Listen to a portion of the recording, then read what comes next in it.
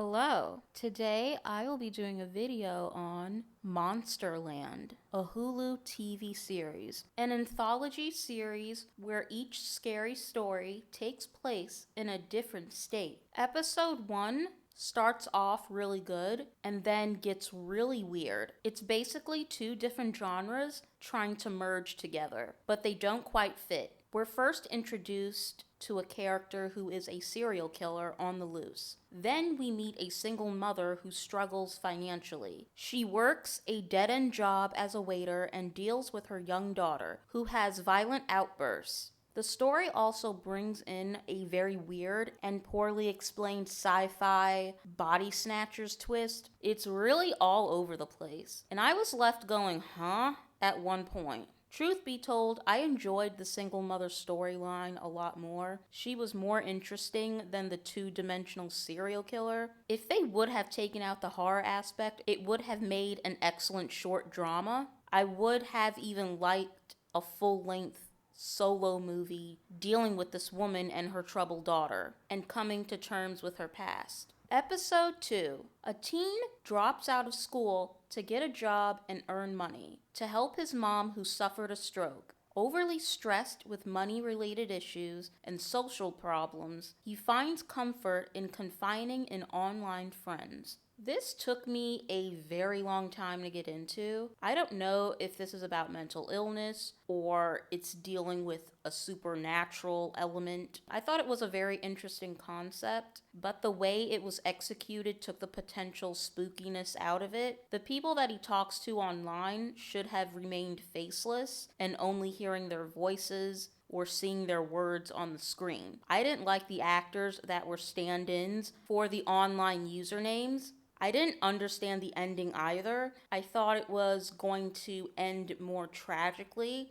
but I think that would have been too predictable. Once again, I thought it was a good idea once I got the gist of what exactly was going on. This is the same case with episode 1, where the drama is more interesting than the horror element. Episode 3. A woman is married to a doctor in Louisiana and finds out a terrible secret. This is by far the best episode so far. It illustrated psychological horror more effectively, and because so, I am now understanding the theme of the show. Not everything is as it seems, and should not be taken literally. This also showed that the stories take place in the same universe. This is not really a horror show, but it deals with real-life pain and suffering while showcasing horror elements to bring awareness to the psychological issues within the characters. It's hard to talk about this episode because you should know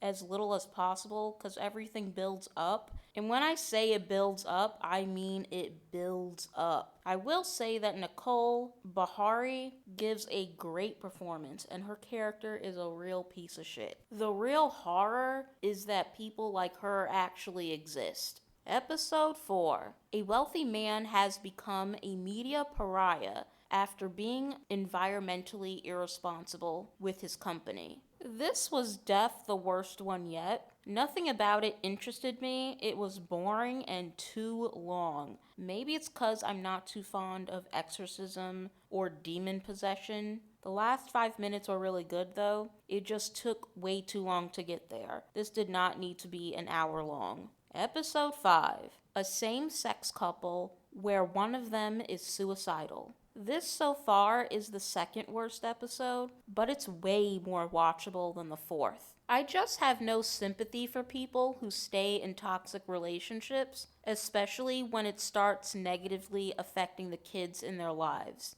Episode 6. A fisherman starts projecting his past love interest onto a mermaid he found on a beach. This is the first story that actually did have a real life horror aspect. It deals with delusions, but also with a real life predator. I didn't like this one for the most part, but the ending made it worth it. And that seems to be a pattern with these last couple of segments.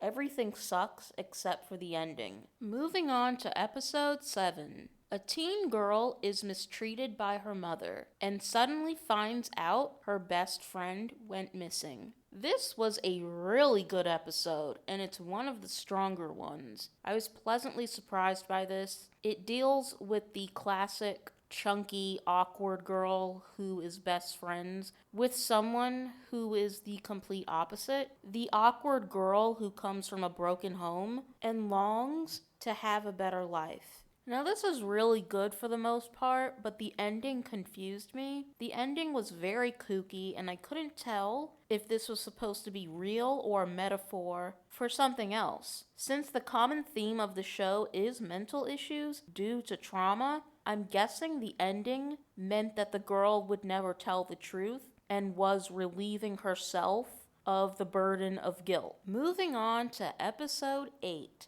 The final episode. A married couple tried to cope with the possibility of never finding their missing daughter. For the most part, it's just a story of a couple grieving about missing their kid and wanting closure. The father doesn't want to give up on the hope of finding her alive and does his own investigating, while the mother just wants to let it go and move on. The wife is the least likable of the two. At first, I despised her, and she does come off as selfish. I know that people have different ways of dealing with tragedies, but she is so self-centered, and that was my initial reaction. I had to look deeper than that, though, and really understand where she was coming from. She was clearly hurting, but reacting to it in an unhealthy way. There was no proper communication, therefore neither of them could come to grips with what happened, and their marriage was falling apart because of it. And that was the whole point of the episode, was that these characters are not communicating and they're not dealing with it in a healthy way. One thing I really loved about this, and this is something I rarely see on TV or movies, is a relationship between a dark-skinned man and a dark-skinned woman. Colorism is rampant in the industry and will usually pair off a dark-skinned man with a lighter skin or racially ambiguous woman, and they will give him a light-skinned daughter. With dark-skinned women, they are usually left out completely or are paired off with a white man. I almost never see dark-skinned, straight, black love in the media unless it's dysfunctional. The closest movie I can think of is If Beale Street Could Talk. The ending was very sweet and a nice way to end the season. I give this a 6.5 out of 10. This show was a real mixed bag.